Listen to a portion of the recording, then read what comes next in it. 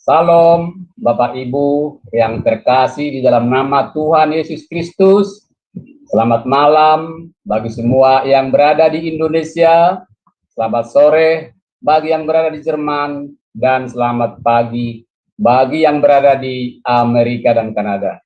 Kita bersyukur kepada Tuhan saat ini bisa bertemu kembali untuk belajar firman Tuhan di channel YouTube Sema Adonai bersama dengan pembicara kita, Pastor Jugin Su, dengan tema hasil dari kelahiran baru. Sebelum memulai pembelajaran firman, kita akan awali terlebih dahulu dengan doa. Mari Bapak Ibu kita berdoa. Bapa kami yang di surga, yang kami sembah dalam nama Tuhan Yesus Kristus, terima kasih Tuhan, pada malam hari ini Engkau berikan kesempatan kepada kami untuk kami dapat belajar kebenaran dari firman-Mu.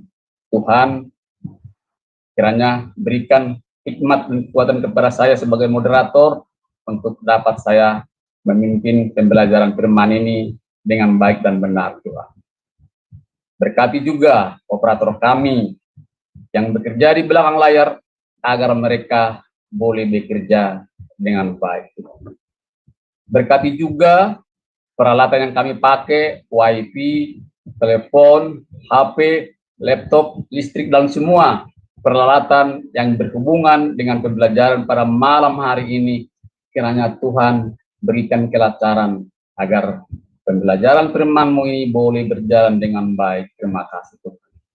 Berkati juga hamba-Mu, Pastor Jugin Su, yang menjadi pembicara pada malam hari ini, kiranya tutup bungkus dengan kuasa Roh Kudus-Mu, agar apa yang diberitakan, biarlah itu firman yang berasal daripada Engkau, Tuhan. Terima kasih Tuhan, kami serahkan pembelajaran ini dari awal, pertengahan, sampai selesai. Di dalam nama Tuhan Yesus Kristus, kami sudah berdoa dan mengucap syukur. Haleluya. Amin. Dan sekarang saya menyapa pembicara kita pada malam hari ini. Salam, selamat malam Pak Jugin Su, apa kabar? Sudah 2 minggu kita atau 3 minggu tidak bertemu. Ya, salam Pak Tam, salam Bapak Ibu semuanya, kabar baik, luar biasa. Puji Tuhan Pak, kiranya Pak Jugin Su selalu dalam pengetahuan dalam setiap pekerjaan dan juga pelayanannya. Dan waktu selanjutnya saya serahkan kepada Pak Jugin Su untuk mengabarkan tema kita pada malam hari ini. Silakan Pak. Terima kasih. Baik, terima kasih Pak Sam, terima kasih semuanya Bapak Ibu semuanya, salam. Ya, pada kali ini pelajaran kita ini basic sekali ya Bapak Ibu, tetapi kenapa saya ambil lagi ya dengan view yang berbeda, karena pertama banyak orang Kristen sendiri pun masih belum pas memahami tentang hasil kelahiran baru ini, termasuk apa itu kelahiran baru ya. Apalagi orang yang belum percaya kepada Tuhan Yesus. Ya, saya juga berharap, berdoa, kasih kemurahan Tuhan, topik sharing kita kali ini itu orang-orang yang belum percaya, Tuhan berikan kasih karunia-Nya, sehingga topik tentang kelahiran baru ini bisa dimengerti, dipahami oleh orang-orang yang belum percaya. Terkhusus juga tentu kepada orang yang sudah percaya tapi belum memahaminya. Kenapa? Karena topik kelahiran baru ini esensi sekali ya Bapak Ibu. Nah, ini esensi sekali dan banyak orang yang tidak paham sehingga kelahiran barunya itu tidak punya pengaruh. Ya, padahal harusnya orang yang sudah lahir baru, dilahirkan kembali menjadi ciptaan baru, itu harusnya ada perubahan. Tetapi pertanyaannya, kenapa tidak ada perubahan? Nah, ini pasti ada something wrong. Nah, Saya berharap nanti dari kita sudah ada yang bawa Alkitab, nanti kalau membantu beberapa firman ayat yang kita akan bahas ya. Nah, baik, kita akan mulai sharingkan ya, hasil dari kelahiran baru ya, Ibu, hasil dari kelahiran baru. Nah, topik kita kali ini berbicara tentang hasil dari kelahiran baru. Apa sih hasil dari kelahiran baru? Risalnya itu apa?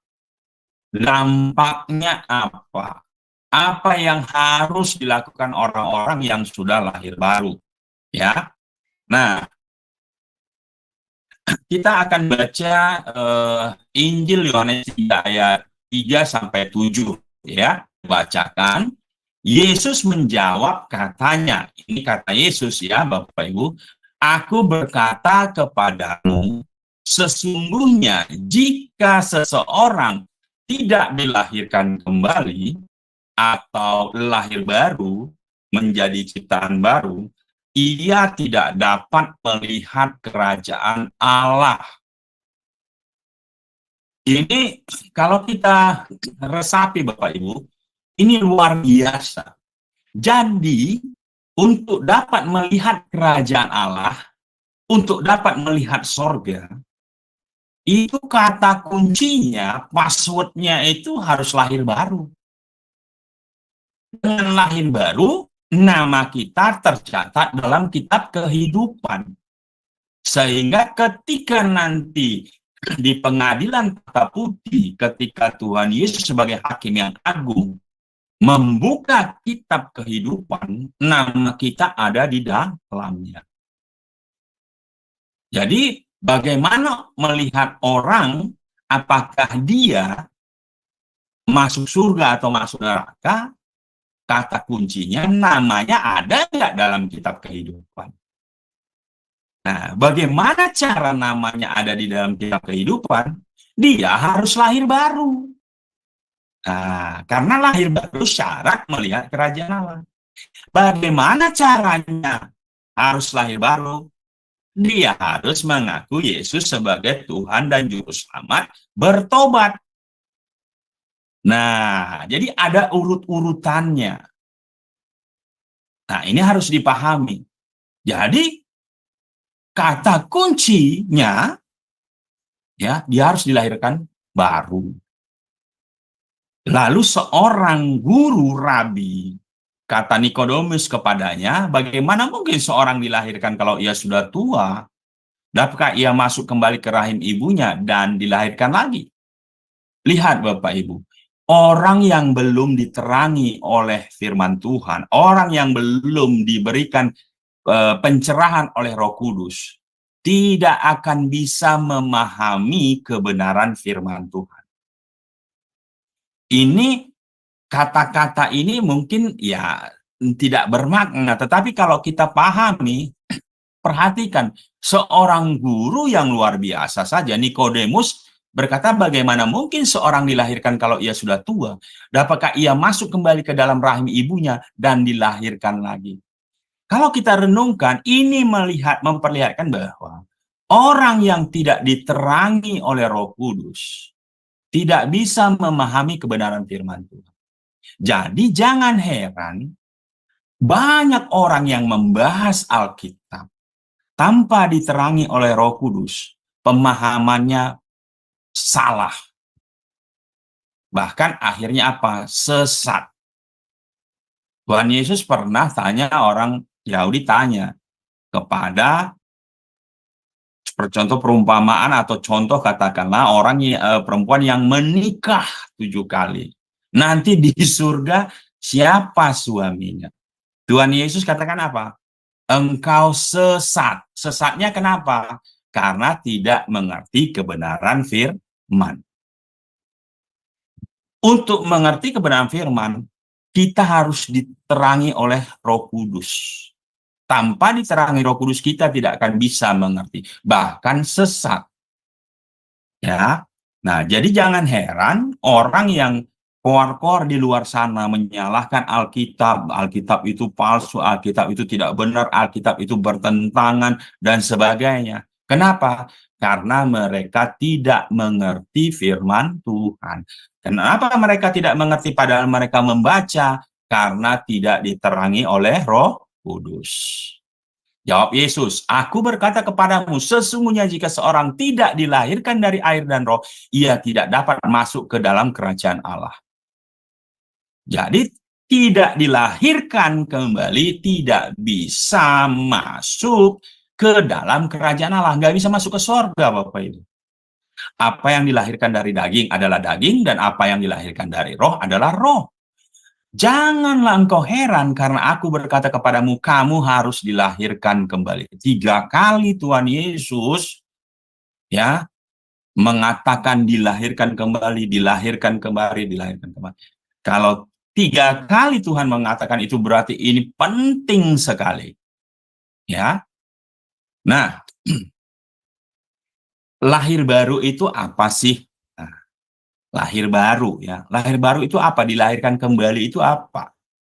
Kelahiran baru adalah konsep penting dalam Alkitab yang mengajarkan manusia harus dilahirkan kembali. Nah, Nikodemus tanya, nggak mungkin dong saya masuk lagi ke rahim ibu. Itu dia berpikir secara jasmani. Ya memang nggak mungkin lagi kita masuk ke rahim ibu kita. Tapi dilahirkan kembali itu secara rohani. Untuk memperoleh kehidupan abadi dan hubungan yang benar dengan Allah. Karena sebelumnya manusia itu seteru Allah Bapa karena manusia itu berdosa. Coba ada yang bisa bantu di Roma 5 ayat 10, Bapak Ibu? Roma 5 ayat 10. Roma 5 ayat 10, beginilah firman Tuhan. Sebab jikalau kita ketika masih seteru diperdamaikan dengan Allah oleh kematian anaknya, lebih kita yang sekarang telah diperdamaikan pasti akan diselamatkan oleh hidupnya. Amin. Ada kata apa di situ? Seteru ya. Waktu kita masih seteru, kita sudah diperdamaikan. Artinya apa? Orang yang belum lahir baru itu seteru. Ya, musuh dari Allah yang kudus itu. Ya. Kalau saya baca Roma 8 ayat yang ke-7 dikatakan, sebab keinginan daging adalah perseteruan terhadap Allah, karena ia tidak takluk kepada hukum Allah. Hal ini memang tidak mungkin baginya. Ingat, manusia yang belum bertobat, dia budak iblis, budak dosa. Keinginannya itu selalu keinginan daging yang notabene tidak berkenan di hadapan Allah. Ya.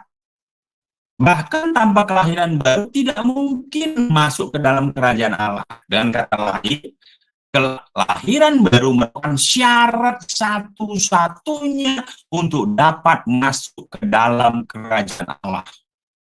Nah, Yohanes 3 ayat 3 tadi, ayat 5, ayat 7. Ya, jadi lahir baru itu syarat satu-satunya, Bapak Ibu. Nggak ada. Ya. Loh, bagaimana? Kan katanya saat masuk surga itu percaya kepada Tuhan Yesus. Nah, kan urutannya tadi jelas. Dengan lahir, bagaimana cara lahir baru? Ya bertobat, mengakui Yesus sebagai Tuhan dan Juru Selamat. Berarti beriman kepada Yesus Kristus. Ya, bertobat, lahir baru, nama tercatat dalam kitab kehidupan. Ya, ini adalah proses transformasi internal yang terjadi ketika seseorang menerima, ya kan? Jadi menerima Yesus. Lahir baru itu ya harus menerima Yesus Kristus sebagai Tuhan dan Juru Selamat. Ya, ini udah berkali-kali ya, Roma 10 ayat 9 sampai 10. Oke, boleh dibaca ya, Pak ya? Roma 10 9 10. Roma 10 ayat 9 10. Sebab jika kamu mengaku dengan mulutmu bahwa Yesus adalah Tuhan dan percaya dalam hatimu bahwa Allah telah membangkitkan dia dari antara orang mati, maka kamu akan diselamatkan. Karena dengan hati orang percaya dan dibenarkan, dan dengan mulut orang mengaku dan diselamatkan. Amin.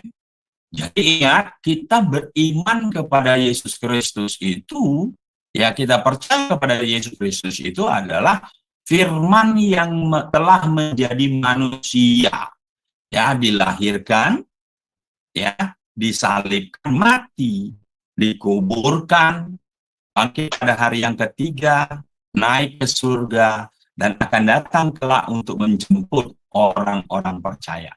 Ini satu kesatuan, ya. Jadi kalau kita percaya tapi kepada yang mengaku Yesus lain, tetapi Yesus yang lain itu tidak mati, Bapak Ibu, tapi diserupakan, itu tidak akan diselamatkan karena itu Yesus yang lain. Jadi Yesus yang menyelamatkan adalah Yesus yang mati, bangkit, naik ke surga, dan akan kembali. Itu Yesus yang menyelamatkan. Jadi kalau ada, seperti Paulus bilang, Yesus yang lain, atau mengaku-ngaku Yesus yang lain, yang tidak mati, tidak bangkit, tidak mengalahkan maut, ya, itu tidak menyelamatkan. Jadi kita beriman harus kepada Yesus yang benar. Karena ada juga Yesus palsu yang mengaku Yesus. Ya. Nah, beberapa pengertian kelahiran baru. Nah, ini banyak sekali yang masih salah memahami, Bapak Ibu. Pada umumnya orang Kristen akan berkata kekristenannya itu, bukti kekristenannya itu adalah waktu dia dibaptis air. Ya, itu kurang tepat. Ya, kekristenan itu kita menjadi pengikut Kristus sebenarnya pada saat kita lahir baru, ya, bukan saat dibaptis, ya. Nah, ini harus kita pahami supaya nanti kita bisa menyampaikan kepada anak-anak kita, ya, kepada keluarga kita, ya, supaya benar pemahamannya, ya. Pengertian kelahiran baru itu apa sih? Dilahirkan dari roh. Jadi bukan lahir secara fisik, tapi roh kita dilahirkan kembali oleh Roh Kudus. Kelahiran baru adalah ketika seseorang dilahirkan kembali secara rohani. Perhatikan ya, secara rohani. Menerima Yesus Kristus sebagai Tuhan dan Juru Selamat pribadi mereka. Ya, Yohanes 3 ayat 3, 5 tadi, manusia dilahirkan dari roh Allah bukan karena keinginan daging. Titus 3 ayat 5. Coba dibacakan Titus 3 ayat 5. Titus 3 ayat 5. Pada waktu itu dia telah menyelamatkan kita, bukan karena perbuatan baik yang telah kita lakukan, tetapi karena rahmat-Nya oleh permandian kelahiran kembali dan oleh pembaharuan yang dikerjakan oleh Roh Kudus. Amin. Jadi lihat Bapak Ibu, bukan karena perbuatan kita, bukan karena baik kita, perbuatan baik kita, amal ibadah kita, bukan. Tapi karena kelahiran baru yang dikerjakan oleh Roh Kudus. Jadi lahir baru ini itu perbuatan Allah semata-mata. Tidak ada bagian kita. Jadi kalau konsep lahir baru ini kita pahami dengan benar, maka ke depannya pemahaman kita itu akan benar. Jadi kalau kita sudah dikatakan bahwa keselamatan itu kita diselamatkan karena kita ini sudah dilahir barukan secara rohani dan perbuatan itu semata-mata karya Allah melalui Roh Kudus, berarti ke depannya ayat-ayat yang mendukung keselamatan itu ya tidak ada lagi kita katakan ada perbuatan manusia, tidak. Maka Kisah 4:12 tidak ada nama di bawah kolong lain ini yang bisa menyelamatkan bla bla bla. Lalu Yohanes 3:16 karena begitu besar kasih Allah semuanya karena percaya kepada Yesus. Efesus 2 ayat 8-9 semuanya karena kasih anugerah, kasih karunia oleh iman dan sebagainya. Semuanya itu selaras, tidak boleh bertentangan. Nanti akan bertanya, lalu yang di Yakobus apa maksudnya? Iman tanpa perbuatan adalah mati. Ya, itu kita baca lagi konteksnya. Teksnya apa dalam konteks apa? Apakah itu berhubungan dengan keselamatan atau berhubungan dengan orang percaya yang memang harus kuat, tapi bukan untuk selamat, tetapi bukti sudah diselamatkan. Jadi Alkitab itu, kitab satu dengan kitab yang lain tidak boleh bertentangan. Ya, nah, lahir baru juga itu berarti hidup yang baru. Apa itu yang baru? Kelahiran baru menghasilkan perubahan radikal dalam kehidupan seseorang, di mana mereka menjadi ciptaan baru dalam Kristus. Yang lama sudah berlalu, yang baru sudah datang, dengan keinginan untuk hidup kudus dan berkenan kepada Tuhan. Jadi ada satu perubahan radikal. Harusnya orang yang sudah lahir baru, bertobat terima Tuhan Yesus, ada perubahan radikal, Bapak Ibu. Ya, ada satu perubahan keinginan untuk hidup kudus karena Allah itu kudus. Jadi tidak benar yang mengatakan, wah enak orang Kristen, sudah ditebus, berbuat dosa saja, berzina saja, udah pasti diselamatkan. Tidak bisa begitu. Nggak ada kata-kata itu. Orang yang sudah dilahir baru benci terhadap dosa. Dan dia tidak akan berbuat dosa. Apakah dia bisa jatuh dalam dosa? Bisa. Tapi ketika dia jatuh dalam dosa, di dalam hatinya, rohnya akan merasa satu perasaan tidak enak, sedih, susah. Kenapa? Karena Roh Kudus mengingatkan. Itu dosa. Maka kita akan berusaha untuk hidup kudus. Ya, yang lalu kita sudah katakan, ada disebut dengan progressive holiness, berusaha hidup kudus bersama dengan Roh Kudus. Ya, 2 Korintus 5 ayat 17. Bisa bacakan? 2 Korintus 5 ayat 17. Jadi siapa yang ada di dalam Kristus, ia adalah ciptaan baru. Yang lama sudah berlalu, sesungguhnya yang baru sudah datang. Amin. Ya, yang lama sudah berlalu, yang baru sudah datang. Jadi orang yang sudah lahir baru di dalam Yesus Kristus, ya, dia itu ciptaan baru, Bapak Ibu. Ya, itu kenapa cara pandangnya pun, paradigmanya, cara melihatnya, bertingkah lakunya itu ada perubahan. Masalah berubahnya itu luar biasa, sedang dan tetap ada perubahan. Ya, karena Roh Kudus sudah ada dalam dirinya. Jadi tidak mungkin orang yang sudah lahir baru dia menikmati dosa. Tidak. Kalau orang mengaku sudah lahir baru tapi dia dosa, pasti dia belum lahir baru. Itu saja. Ya. Jadi tidak akan mungkin ada perkataan, wah enak jadi orang Kristen, ya sudah ditebus, bisa suka-suka berbuat zina dan sebagainya. Itu ngaco namanya. Ya. Nah, jadi tidak ada itu, Bapak Ibu, ya, tidak ada. Nah, selanjutnya dikatakan menjadi anak Allah. Melalui kelahiran baru, orang percaya menjadi anak Allah, anak-anak Allah, menerima hak istimewa dan tanggung jawab sebagai anggota keluarga ilahi. Hanya anak Allah yang mengenal Allah, hanya anak Allah yang mengenal Bapaknya.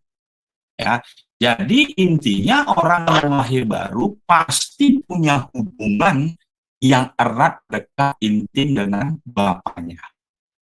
Ya, orang di luar keluarga tidak mungkin mengenal Bapak kita. Ya, orang yang di dalam keluarga lah yang mengenal siapa Bapak dan punya hubungannya intim. Nah, lalu kalau begitu kita masuk kepada kenapa penting kelahiran baru itu. Nah, seberapa penting kelahiran baru? Kalau saya, pengalaman rohani saya, Bapak Ibu, ya, apa anugerah terbesar dalam hidup saya? Anugerah terbesar dalam hidup saya atau harta terbesar dalam hidup saya, yaitu kelahiran baru. Anugerah keselamatan itu. Itulah harta terbesar. Makanya ada lagu dikatakan begini, harta terbesar, apa? Bagaimana? Ada yang tahu ya? Dalam hidupku, pengorbananmu yang selamatkanku. Engkaulah harta yang tak ternilai, yang ku miliki dan ku hargai. Yesus, Engkau ku kagumi. Jadi harta terbesar kita itu apa? Tuhan Yesus, kasih karunia anugerah yang diberikan kepada kita, Bapak Ibu. Bukan keluarga kita, harta kita, mobil rumah kita, anak-anak kita, bukan. Harta terbesar kita itu Tuhan Yesus, kasih karunia anugerahnya itu. Nah, kalau begitu, kenapa penting kelahiran baru itu? Ya, pertama ya, dengan kelahiran baru, hubungan dengan Tuhan itu dipulihkan. Ya, dengan kelahiran baru memungkinkan seseorang membangun hubungan yang lebih dekat dengan Tuhan. Hal ini merupakan dasar untuk pertumbuhan rohani dan keselamatan kekal. Allah itu roh, maka orang yang berhubungan dengan Dia harus manusia yang hidup. Ya, bukan yang mati. Orang tidak percaya mati dalam dosa, sehingga tidak bisa menyembah Allah.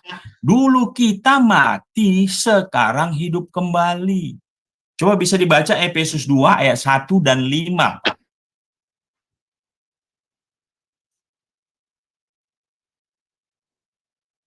Efesus 2 Ayat ayat 1 dan 5. dan 5. Kamu dahulu sudah mati karena pelanggaran-pelanggaran dan dosa-dosamu. Telah menghidupkan kita bersama-sama dengan Kristus, sekalipun kita telah mati oleh kesalahan-kesalahan kita, oleh kasih karunia kamu diselamatkan. Ya, jadi dikatakan kamu dahulu sudah mati karena pelanggaran-pelanggaran dan dosa-dosamu. Tadi kan saya sudah bilang ya, orang yang belum bertobat lahir baru itu mati. Mati karena apa? Karena dosa, karena pelanggaran. Tapi ayat yang kelima dikatakan, telah menghidupkan kita bersama-sama dengan Kristus, sekalipun kita telah mati oleh kesalahan-kesalahan kita, oleh kasih karunia kamu diselamatkan. Apa harta terbesar kita? Kasih karunia anugerah itu, Bapak Ibu. Ya, sehingga apa? Kita hidup kembali. Kalau enggak, kita mati. Ya, ya belum mati kekal aja ke neraka, tapi secara rohani kita sudah mati. Kenapa? Karena terputus dengan Sang Allah itu. Kita nggak bisa berkomunikasi, nggak bisa dekat, nggak bisa menyembah Dia, nggak bisa. Ya, nggak bisa. Jadi kalau kita paham ini, ya, wah, ini luar biasa sekali, Bapak Ibu. Pemahaman pengertiannya itu menimbulkan iman kita semakin besar. Karena iman timbul dari pendengaran, pendengaran akan firman Tuhan. Firman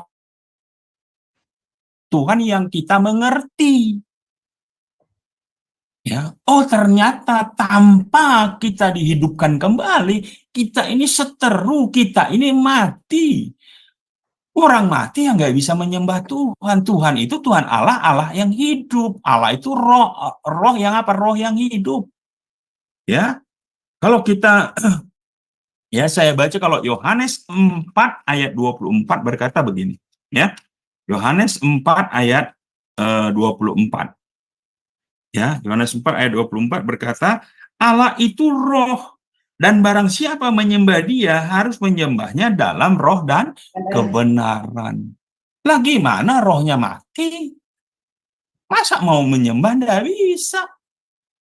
Jadi bisa bayangkan orang yang hari-hari ini kelihatannya dia menyembah Tuhan, beribadah, luar biasa Bapak Ibu. Tapi sebenarnya dia melakukan hal yang tidak benar. Kenapa? Lah masih mati rohnya. Berarti dia selama ini menyembah siapa? Wong Allah aja terpisah sama dia. Kenapa? Karena kalau Allah dekat, dia berdosa, Allah kudus, mati. Apa yang memisahkan kita? Dosa kita. Maka kita harus diperdamaikan dulu, dihidupkan kembali, rohnya dihidupkan. Ya, yang tadinya seteru tidak menjadi seteru. Ya. Jadi kenapa penting lahir baru? Ya supaya hubungan kita dipulihkan. Ya. Nah, kedua, perubahan hidup. Kelahiran baru membawa perubahan radikal dalam kehidupan seseorang. Hal ini memampukan mereka untuk hidup dalam kemenangan atas dosa dan menjadi pribadi yang baru di dalam Kristus. Ada perubahan dan pembaharuan akal budi, ya, dan juga menghasilkan buah roh. Jadi, orang yang lahir baru, akal budinya itu mengalami metanoia, pembaharuan akal budi. Jadi cara memandang Allah itu sudah benar. Allah itu Allah kasih. Allah tidak mungkin memberikan yang jahat. Allah bukan sumber dosa, ya. Kalau orang yang belum lahir baru mengatakan Allah itu sumber dosa, wah itu ngaco namanya. Ya, tidak, Allah itu tidak bertentangan, Allah itu kasih. Walaupun dalam kasihnya Allah itu adil, Bapak. Ya. Nah, yang ketiga, kenapa penting lahir baru? Supaya ada hati yang baru, ya. Tuhan memberikan hati yang baru kepada mereka yang lahir kembali, ya. Hati yang baru ini memungkinkan seseorang untuk menyembah Tuhan dengan sepenuh hati, mengikuti kehendak Allah. Tanpa diberikan hati yang baru, maka kecenderungan hati manusia berdosa selalu berbuat yang jahat. Ya. Hati manusia yang belum dibaharui, diterangi oleh Roh Kudus itu licik, dikatakan. Betapa liciknya hati manusia. Ya. Kejadian 6 ayat 5. Bisa dibacakan, Pak? Kejadian 6 ayat 5. Kejadian 6 ayat 5, beginilah firman Tuhan. Ketika dilihat Tuhan bahwa kejahatan manusia besar di bumi dan bahaya segala kecenderungan hatinya selalu membuahkan kejahatan semata-mata. Amin. Lihat apa dikatakan, kecenderungan hatinya selalu kepada arah yang jahat. Itu kalau orang yang belum lahir baru. Itu kenapa penting lahir baru, supaya hati kita ini diperbaharui. Menjadi hati yang baru. Diberikan hati yang baru, ya, karena tanpa hati yang baru, hati kita ini jahat, bahkan dikatakan licik, Bapak, ya. Nah, tanda-tanda seorang mengalami kelahiran baru. Nah, kita akan masuk. Kalau begitu, orang yang sudah lahir baru, yang sudah dipulihkan hubungannya, diberi hati yang baru, pola pikir yang baru, ya. Tanda-tanda cirinya itu apa? Dikatakan percaya mengakui Yesus sebagai Tuhan dan Juru Selamat. Ini yang pertama sekali. Dia percaya dalam hatinya dan mengakui dengan mulutnya bahwa Yesus adalah Tuhan dan Juru Selamat. Bahwa Yesus telah mati bagi dosa manusia dan bangkit dari kematian untuk memberikan hidup kekal bagi orang percaya kepadanya. Ya, Roma 10 ayat 9-10 tadi. Ingat, ada kata dikatakan ini, bahwa Yesus telah mati bagi dosa manusia dan bangkit dari kematian untuk memberikan hidup kekal bagi orang percaya. Jadi kematian dan kebangkitan Yesus itu penting, Bapak Ibu. Kenapa? Makanya Yesus datang ke dunia ini ya memang untuk mati. Jadi kalau ada yang mengatakan kalau dia Tuhan, kenapa dia tidak bisa menyelamatkan dirinya? Kan dia Tuhan. Loh, kalau Tuhan mau menyelamatkan dirinya mah bisa aja. Cuman dia datang memang untuk mau mati. Kalau dia mau menyelamatkan, kenapa dia datang? Menjadi manusia. Itu kan logikanya. Nah, kita bisa jawab ini kalau apa? Ya kalau kita mengerti kebenaran firman Tuhan. Makanya iman kita itu harus percaya kepada iman Yesus, kepada Yesus yang apa? Yang lahir, mati, bangkit. Kalau Yesus yang tidak mati dan tidak bangkit, itu tidak ada, Bapak Ibu. Ya, bukan itu yang membawa keselamatan. Yang membawa keselamatan adalah Yesus yang mati untuk menebus dosa manusia, bangkit mengalahkan maut, maut kalah, kematian kalah, memberi hidup yang kekal bagi siapa? Bagi orang yang percaya. Ini urutannya. Jadi apakah penting kematian Yesus? Ya penting sekali. Dia datang memang untuk mati. Karena, kenapa? Karena upah dosa itu maut mati. Kita ini harusnya yang mati karena dosa. Ya, tapi manusia tidak bisa menyelamatkan dirinya. Orang-orang berdosa gimana mau menyelamatkan diri? Makanya butuh sosok pribadi yang tak berdosa, yang punya kapasitas menyelamatkan seluruh manusia, tapi dia tidak berdosa, tapi dia harus manusia. Ya, makanya Yesus Sang Firman Allah menjadi manusia. Dan tugasnya memang untuk mati, Bapak Ibu. Tapi dia tidak mati selamanya, dia bangkit pada hari yang ketiga. Dia mati menebus dosa, bangkit mengalahkan maut. Nah, ini penting. Ya, kita bisa jawab, berapologet, mempertanggungjawabkan iman kita kepada orang-orang yang bertanya, loh, kalau Yesus Tuhan, kenapa dia tidak bisa menyelamatkan dirinya? Dia mau menyelamatkan orang, tapi dirinya sendiri nggak bisa diselamatkan. Nah, orang memang dia datang untuk mati, Bapak Ibu. Ya, nah ini harus dipahami. Pribadi penuh kasih, ya. Jadi tanda orang yang sudah lahir baru menjadi pribadi yang penuh kasih.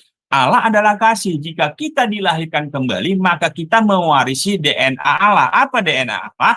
Yaitu sifat kasihnya itu.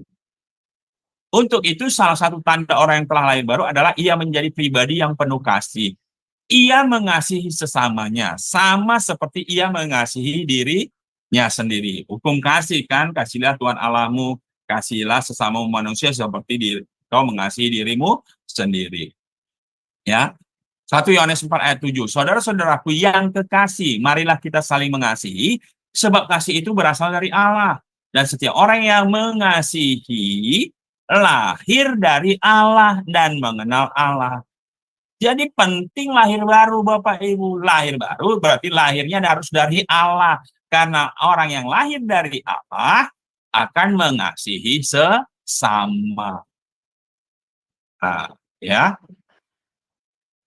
Jadi standar kasih yang diharapkan Tuhan di sini, orang yang lahir baru itu adalah kasih agapau atau kasih agape, yaitu kasih yang berkorban, kasih yang tidak menuntut balasan. Ya, bukan kasih yang lain. Nah, tanda yang lain apa? Perilaku yang berubah. Nah, ini perilaku tadi kasihnya, tapi perilakunya, tingkah lakunya juga berubah. Orang yang mengalami kelahiran baru akan menunjukkan perubahan perilaku yang mencerminkan karakter Kristus. Seperti lebih sabar, penuh kasih, dan rendah hati. Ya, berbuat baik, berbuat benar. Ya, 1 Yohanes 2 ayat 6, Bapak. 1 Yohanes 2 ayat 6. Saudara-saudara yang kekasih, bukan perintah baru yang kutuliskan kepadamu, melainkan perintah lama yang telah ada padamu dari mulanya. Perintah lama itu ialah firman yang telah kamu dengar. Ya, jadi berbuat baik. Lalu Roma 8:29 katakan begini, sebab semua orang yang dipilihnya dari semula, mereka juga ditentukannya dari semula untuk menjadi serupa dengan gambaran anaknya, supaya ia anaknya itu menjadi yang sulung di antara banyak saudara. Jadi kita harus serupa seperti Yesus Kristus. Perilaku kita juga. Nah, 1 Yohanes 2 ayat 29, jikalau kamu tahu bahwa ia adalah benar, kamu harus tahu juga bahwa setiap orang yang berbuat benar lahir daripadanya.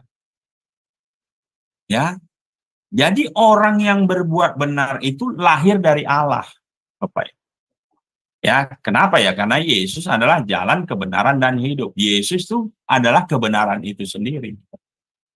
Ya, jadi perilaku kita itu suka berbuat benar, suka berbuat baik, ya, bertingkah laku seperti Kristus, ya.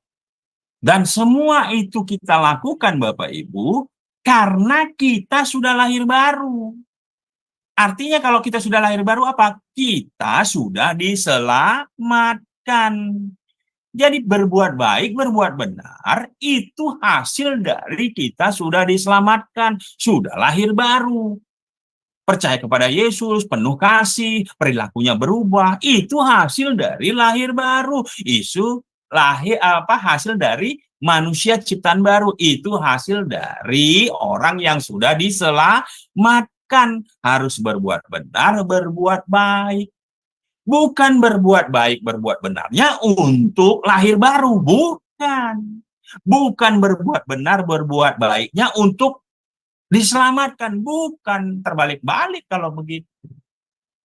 Jadi kita berbuat benar, berbuat baik, buah dari kita lahir baru.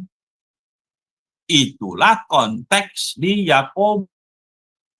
Iman tanpa perbuatan mati. Ya karena kita sudah diselamatkan, ya kita harus berbuat baik, Bapak. Jadi nggak ada istilah sudah selamat berbuat zina, berbuat dosa, sudah diselamatkan. Tidak begitu. Ya. Nah, yang keempat, apa tanda seorang mengalami kelahiran baru? Adanya pertumbuhan rohani.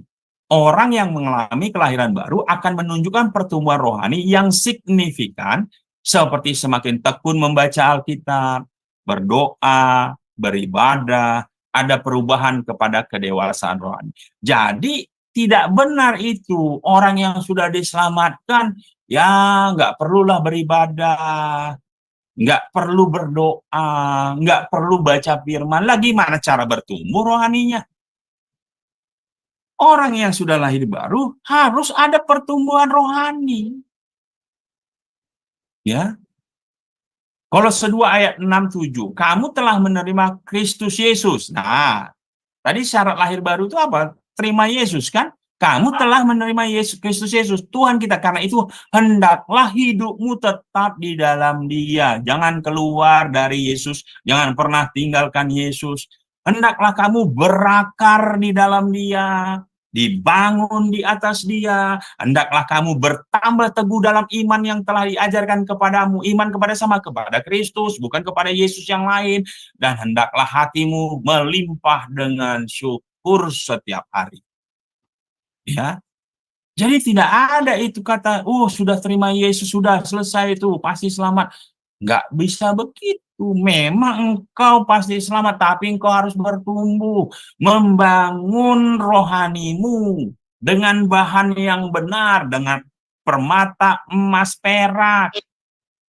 Supaya suatu kelak ketika kita menghadap bema pengadilan Kristus, ada upah yang kita terima. Ada kemuliaan yang kita terima. Bukan enak-enak saja. Kalau mengatakan, Yesus enak, itu salah, Bapak. Tidak ada ikut Tuhan Yesus enak. Ikut Tuhan Yesus itu sangkal diri pikul salib, Bapak. Ya. Di dalam Yesus nanti baru ada berkat-berkat. Tapi waktu mengikut Yesus ya nggak enak, Bapak Ibu. Sama bilang enak. Ya. Hati-hati ya, saya mengatakan begini. Kalau Bapak Ibu pahami ya, hari-hari itu banyak orang yang murtad ya.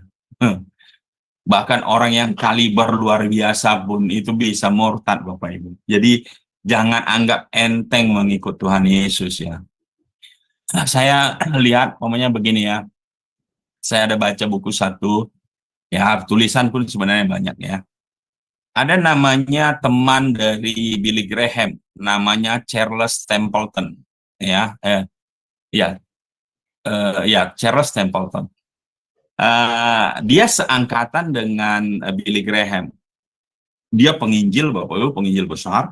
Mereka sama ini, menginjil sama. Kalau soal khotbah, Bapak Ibu, soal khotbah ini, ya soal berbicara, Charles ini lebih jauh lebih hebat daripada Billy Graham.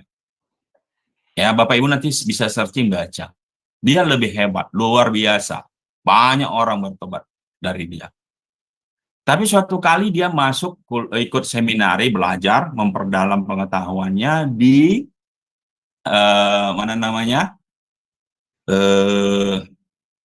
di Princeton seminari theological, ya.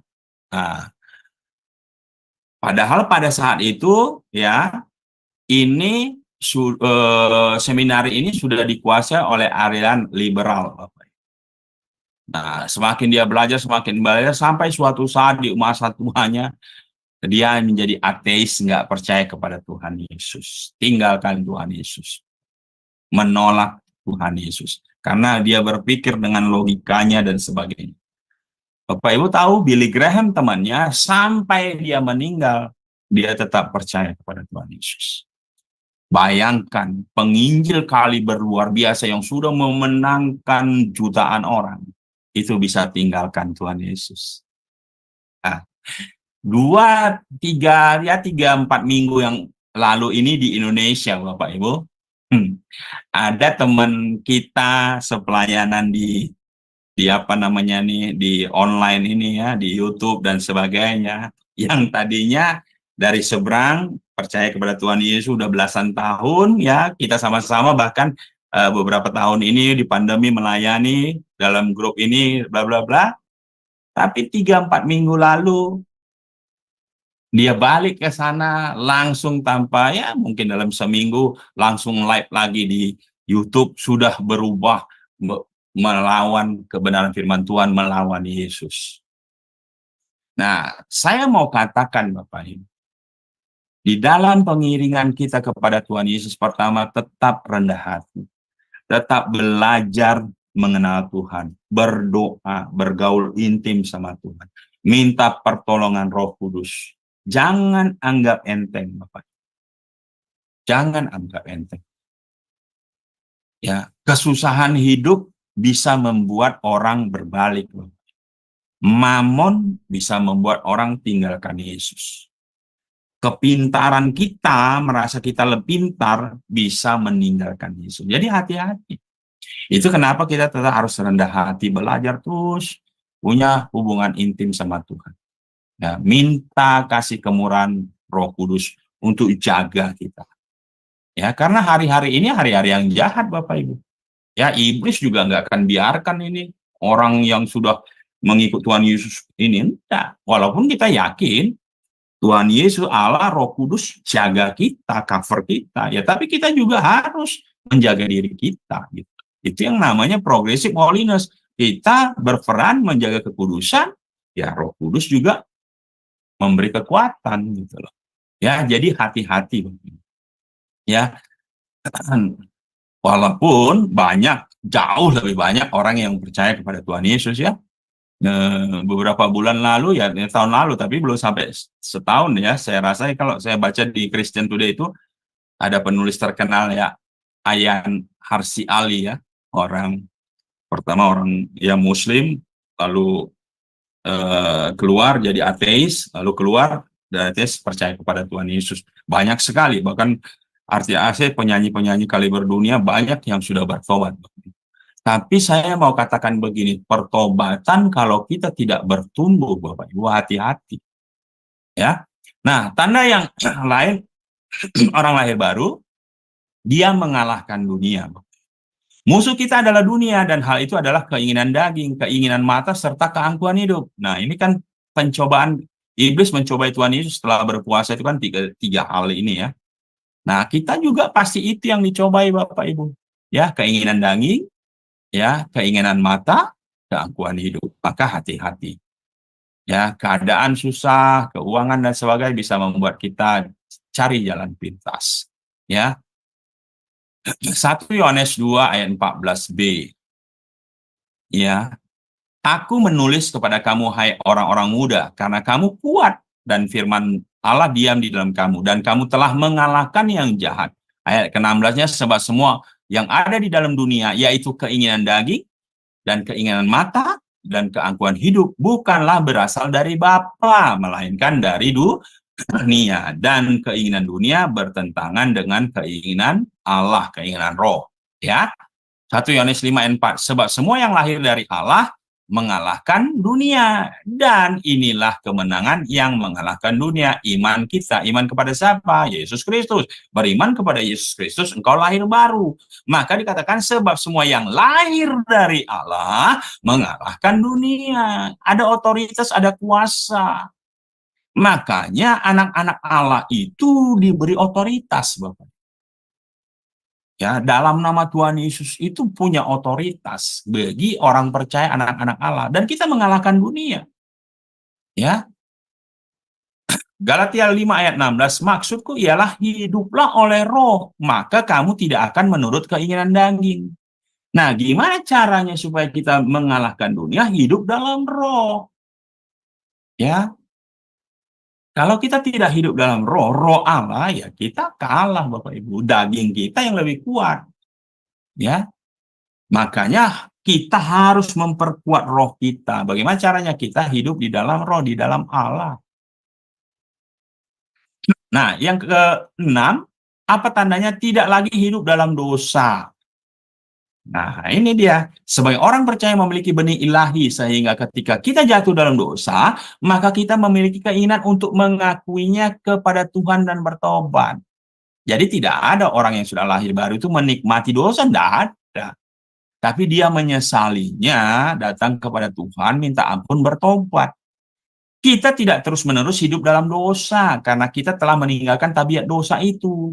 Kita ini hidup dalam tabiat kebenaran, hidup dalam terang firman Tuhan. Sehingga ketika seseorang yang lahir baru jatuh dalam dosa, ia merasa tidak nyaman, ia merasa sedih, dan mencari wajah Tuhan untuk mengakui dosanya dan bertobat dari jalannya yang jahat. Jadi tidak ada itu, Bapak Ibu, orang sudah lahir baru menikmati dosa, ya berbuat zina, berbuat mencuri, menikmati dosa, tidak ada itu. Jadi statement orang yang mengatakan, oh enak ya sudah diselamatkan, berbuat dosa saja ya pasti masuk surga, itu tidak benar. Dia tidak mengerti kebenaran. Orang yang sudah dilahirkan baru percaya kepada Tuhan Yesus tidak menikmati dosa.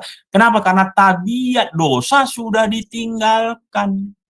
Orang yang belum lahir baru, yang mati rohaninya, yang ada di dalam dosa, itu yang menikmati dosa. Karena dia budak dosa, budak iblis, tidak dibiarkan oleh iblis untuk keluar dari tabiat dosa ini. Ya, ini luar biasa sekali, Bapak. Ini luar biasa sekali kalau kita mengerti kita yang sudah lahir baru. Maka dengan iman kita bisa mengatakan, saya menjadi ciptaan baru, saya bukan budak dosa, saya bukan budak iblis lagi. Hai iblis, hai dosa, engkau tidak berkuasa atas hidupku, enyah dalam hidupku. Kita bisa punya otoritas mengatakan itu. Ya, 1 Yohanes 3 ayat 9, setiap orang yang lahir dari Allah tidak berbuat dosa lagi. Sebab benih ilahi tetap ada di dalam dia, dan ia tidak dapat berbuat dosa karena ia lahir dari Allah. Siapa yang lahir dari Allah? Ya, yang lahir baru. Ya, orang yang belum lahir baru, dia lahir dari keinginan daging laki-laki dan perempuan. Maka dosa waris dari Adam itu ada pada dirinya. Nah, bagaimana mematahkan ini? Ya, dia harus dilahirkan kembali dari roh, bukan dari keinginan manusia, keinginan daging, bukan. Ya, kalau kita mengerti akan hal ini, wah itu luar biasa. Tidak lagi hidup dalam dosa. Ya, apakah dia bisa berbuat dosa? Iya, dia bisa jatuh dalam dosa. Tapi dia mengucap syukur karena ada Allah yang mengampuni dosa dia. Nah, ada perubahan dalam kehidupan setelah kelahiran baru. Ini cepat saja ya. Pertama, perubahan perspektif. Ya, setelah mengalami kelahiran baru, orang percaya mulai melihat dunia melihat dunia dan dirinya sendiri dari sudut pandang yang baru.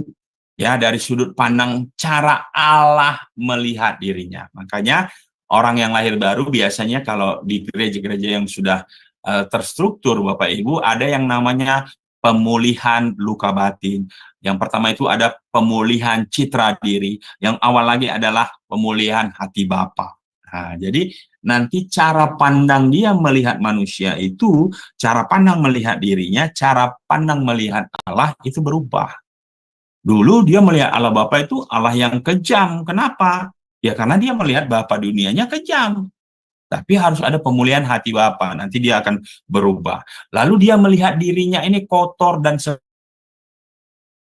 karena dosa. Setelah dipulihkan, inner healing, bla bla dan sebagainya, dia akan melihat bahwa oh dia ini ciptaan baru, unik, spesial, tidak ada yang sama seperti dia. Dan dia adalah luar biasa. Nah, dia anak Allah, berubah ini perspektifnya. Ya. Nah, mereka menjadi lebih sensitif terhadap hal-hal rohani dan memiliki keinginan yang lebih besar untuk hidup sesuai dengan kehendak Tuhan. Ya, keinginan hatinya ya kehendak Tuhan. Kalau orang yang belum lahir baru, keinginan hatinya tadi apa? Ayat sebelumnya, berbuat jahat di Kejadian tadi.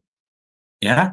Nah, perubahan hati ya. Tadi sudah hati yang tadinya keras dan terikat dosa kini menjadi lunak dan terbuka untuk menerima kebenaran Tuhan. Orang percaya memiliki kerinduan untuk mengenal Tuhan dengan lebih dalam dan melakukan apa yang berkenan di hadapannya. Ingat Bapak Ibu, orang yang tidak lahir baru tidak suka firman Tuhan. Diajak berdoa tidak suka, diajak ke gereja tidak suka, diajak baca firman tidak suka. Ya, kenapa? Ya karena iblis nggak biarkan Bapak Ibu, nggak biarkan. Ya, tapi kalau orang yang sudah lahir baru, hatinya jadi lembut, mau dibentuk. Ya. Nah, perubahan perilaku ya, tadi kita sudah bahas ya, kehidupan orang percaya menunjukkan perubahan yang nyata, mereka mulai meninggalkan gaya hidup lama dan berpusat pada diri sendiri dan mulai hidup menurut prinsip kerajaan Allah ya. Ini bisa dibaca di Lukas 9 ayat 23, itu prinsipnya tentang sangkal diri, pikul salib, ikut Tuhan Yesus. Jadi tadinya fokusnya itu kepada diri sendiri, ego, ya, egosentris, ya. Setelah ikut Yesus, perilakunya berubah menjadi sangkal diri. Perilakunya berpusat kepada Tuhan. Kepentingannya kepada Tuhan, memuliakan Tuhan, menyenangkan Tuhan. Bukan lagi berpusat kepada diri sendiri. Orang yang belum bertobat, Bapak Ibu, dia ego, menyenangkan dirinya sendiri. Ya. Nah, lalu apa perubahan hubungan relasi dengan orang-orang di sekitar, terutama dengan sesama orang percaya, menjadi lebih erat dan saling membangun. Orang percaya saling mendukung dan saling menguatkan dalam iman. Boleh dibaca di Galatia 6 ayat 2, Pak. Galatia 6 ayat 2. Bertolong-tolonganlah menanggung bebanmu, demikianlah kamu memenuhi hukum Kristus. Ya, jadi orang yang sudah lahir baru sesama anak-anak Tuhan, ya itu saling tolong menolong, suka membantu, suka menolong, suka saling menguatkan. Ya sama seperti kita ini. Ya, kita saling berbagi. Apa yang kita miliki, kita berbagi. Untuk apa? Kita maju bareng-bareng. Tujuannya untuk apa? Mengenal Tuhan. Dengan kita mengenal Tuhan, kita akan memuliakan Tuhan. Dengan mengenal Tuhan, kita akan mengasihi Tuhan. Jadi omong kosong, Bapak Ibu, kita bisa mengasihi Tuhan kalau kita tidak kenal Tuhan. Siapa yang mau kita kasih kalau kita tidak kenal? Sama seperti kita, bisakah kita mengasihi seseorang kalau kita tidak mengenal dia? Ya. Maka untuk mengenal dia sebelum kita mengasihi, untuk mengenal dia, bagaimana? Ya cari tahu. Cari tahunya gimana? Kalau Tuhan ya baca firman. Iya kan? Nah, kalau kita baca firman, kita kenal Tuhan. Tapi baca firmannya, ya nggak bisa kita pahami Bapak Ibu kalau kita belum bertobat.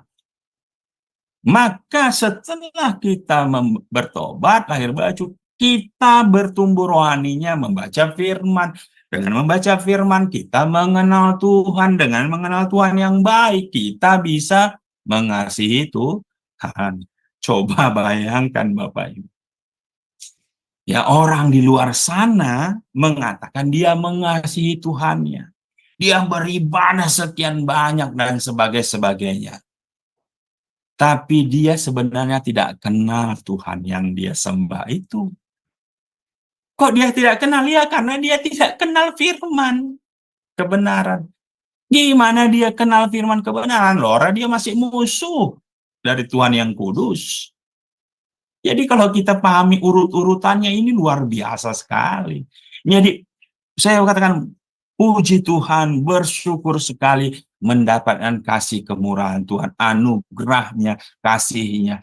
Kita bisa bertobat lahir baru, mengaku Yesus sebagai Tuhan dan Juru Selamat. Makanya step berikutnya, step berikutnya, step berikutnya, step berikutnya itu sudah benar Bapak Ibu.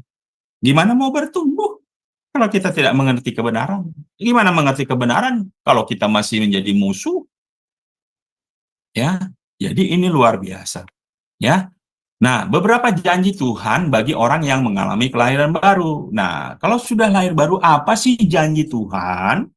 Nah, ini luar biasa. Pertama, hidup kekal, Bapak Ibu. Tuhan menjanjikan hidup kekal bagi mereka yang dilahirkan kembali. Hidup ini tidak hanya terbatas di dunia ini, tetapi berlanjut di surga kelak. Ya, 1 Petrus 1 ayat 23. 1 Petrus 1 ayat 23, karena kamu telah dilahirkan kembali bukan dari benih yang fana, tetapi dari benih yang tidak fana oleh firman Allah yang hidup dan yang kekal. Amen. Ya, jadi Allah itu kekal. Kalau kita percaya kepada Dia dilahirkan kembali, kita juga akan punya hidup yang kekal bersama Dia. Kalau kita tidak dilahirkan kembali, ya kita binasa kekal di neraka, Bapak Ibu. Ya, yang kedua kebebasan dari dosa. Nah, orang yang dilahirkan kembali memperoleh kebebasan dari belenggu dosa. Mereka diberi kuasa untuk menolak godaan dan hidup dalam kekudusan. Jadi luar biasa, orang yang belum lahir baru, dia budak dosa, budak iblis, dibelenggu oleh kuasa dosa. Dia budak dosa, Bapak Ibu. Dia budak iblis. Tapi ketika dia lahir baru, Tuhan berikan janji, dia akan bebas dari belenggu dosa. Dia bebas dari perbudakan iblis. Kalau Bapak Ibu renungkan ini luar biasa. Bagaimana mirisnya hidup dalam perbudakan. Ya, hidup dalam perbudakan itu tidak bebas, lapar, haus, disiksa, menderita, tidak nyaman, Bapak. Apalagi nanti di neraka. Itu lebih parah. Tapi puji Tuhan, kita yang sudah lahir baru dikatakan diberi kebebasan dari dosa, belenggu dosa. Nah, yang ketiga, kepenuhan Roh Kudus. Kita percaya lahir baru, Roh Kudus diberikan kepada kita. Roh Kudus berdiam di dalam diri kita.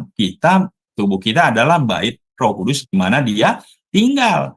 Nah, benar Roh Kudus tinggal ada dalam kita, tapi belum tentu orang itu dipenuhi Roh Kudus sepanjang hidupnya. Nah, ini dua hal yang berbeda. Benar Roh Kudus memang ada, orang yang lahir baru Roh Kudus ada, tapi apakah dia dipenuhi Roh Kudus setiap saat? Belum tentu. Ya, kepenuhan Roh Kudus. Tuhan menjanjikan orang yang dilahirkan kembali akan dipenuhi oleh Roh Kudus-Nya. Roh Kudus akan membimbing, menguatkan, dan memampukan mereka dalam perjalanan iman. Ya, dalam perjalanan iman. Orang yang mengalami kelahiran baru akan hidup dipimpin oleh Roh Kudus. Ya, Tuhan janjikan itu, Bapak Ibu. Dipimpin, dipenuhi, diurapi, ya, banyak. Itu Tuhan janjikan. Ketika Roh Kudus ada dalam diri kita, kita bisa dipenuhi, dipimpin, diurapi, dan sebagainya. Tapi ingat, ada syarat-syarat ketika kita dipimpin, dipenuhi, diurapi Roh Kudus. Syaratnya kita harus taat berjalan di dalam kebenaran firman Tuhan. Ya, kalau kita tidak taat, ya Roh Kudus memang ada Bapak Ibu, tapi kita tidak akan dipenuhi oleh Roh Kudus. Kita tidak akan dipimpin oleh Roh Kudus. Ketika keinginan daging kita, keinginan ego kita lebih kuat daripada keinginan roh kita, maka kita tidak akan dipimpin oleh Roh Kudus. Ya. Nah, kalau begitu apa tanggung jawab orang yang mengalami kelahiran baru? Nah, setelah janji, ada kuasa dan sebagainya, apa tanggung jawab kita Bapak Ibu? Nah, ini yang bisa kita ambil kesimpulan gini, oh setelah lahir baru diselamatkan apakah anteng-anteng saja, tenang-tenang saja? Tidak. Oh bisa sesuka hati berbuat dosa, sudah pasti diselamatkan? Tidak. Ada tanggung jawab Bapak Ibu, sudah diselamatkan, sudah lahir baru ini sudah diselamatkan. ada kewajiban. Apa kewajibannya? Ya, satu, pertobatan. Orang yang mengalami kelahiran baru harus bertobat dari dosa-dosanya dan memiliki kasih akan Kristus. Ya, setelah kita lahir baru, Bapak Ibu, pertobatan atas kehidupan kita setiap hari ini harus ada, Bapak Ibu. Karena setiap hari mungkin kemungkinan besar kita masih jatuh dalam dosa. Maka pertobatan atas dosa yang kita lakukan setiap hari ini harus dilakukan. Kalau kita berbuat dosa, segera minta ampun kepada Tuhan, minta ampun. Tapi ingat ya, pertobatan kelahiran baru hanya sekali, Bapak Ibu, ya, waktu saat lahir baru. Tapi pertobatan atas dosa-dosa, ya, kita lakukan setiap hari setelah lahir baru, ya, kita harus minta ampun. Tapi bukan untuk diselamatkan, tidak. Ya. Nah, lalu apa tanggung jawab kita? Ya, harus hidup baru. Mereka harus menjalani hidup baru dalam Kristus, meninggalkan kehidupan lama yang berdosa. Habit tabiat dosa itu harus sudah ditinggalkan dan hidup dalam manusia baru, ya. Yang ketiga, mengikuti Kristus tentunya. Mereka harus menjadi murid Kristus, menaati perintahnya dan mengikuti teladannya. Yaitu tadi ya, ikut Yesus, sangkal diri, pikul salib, ikutlah aku, kata Yesus. Nah, yang keempat apa? Menjadi saksi, Bapak Ibu. Nah, jadi enggak ada, ingat ya, menjadi saksi ini perintah, bukan bisa tidak dilakukan. Enggak, Bapak Ibu ya. Nanti tolong baca benar-benar Matius 28 ayat 19-20, Yesaya 1 ayat 8. Matius 28 ayat 19-20 itu perintah. Jadi bukan bisa, kalau tidak dilakukan bisa. Tidak. Harus dilakukan, karena itu perintah. Ya. Apa itu menjadi saksi? Orang yang dilahirkan baru memiliki tanggung jawab untuk menjadi saksi Kristus kepada orang lain.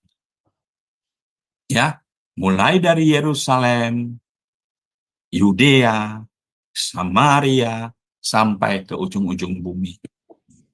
Ya, apalagi ada hari-hari ini salah satu tafsir atau pengertian ujung-ujung bumi itu dikatakan Indonesia, yaitu Papua katanya, Papua Nugini. Ujung bumi itu katanya Papua Nugini. Nah, Bapak Ibu sudah tahu kan? Injil, kabar baik sudah sampai ke Papua Nugini loh. Ke Papua sudah. Papua Indonesia sudah, Papua Nugini sudah. Nah, artinya apa? Sudah sampai ke ujung-ujung bumi. Dan sekarang akan kembali, Bapak Ibu. Dari timur, kembali dari Indonesia, ujung bumi, kembali lagi ke daerah-daerah tertentu, ya.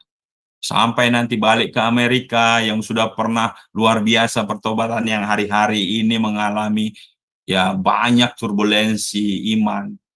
Nanti endingnya dia kembali ke Yerusalem, ke orang Israel. Maka pada saat itu sudah dekat kedatangan Tuhan Yesus. Nah, hari-hari ini sebenarnya sudah hari-hari menjelang kedatangan Tuhan Yesus. Kenapa? Karena firman Tuhan itu sudah sampai ternyata di ujung-ujung bumi. Ya. Nah, jadi itu tugas kita, Bapak Ibu ya. Nah, untuk itu siapakah yang berperan dalam kelahiran baru? Tadi kita sudah bahas panjang lebar. Satu jelas yaitu Allah melalui Roh Kudus-Nya.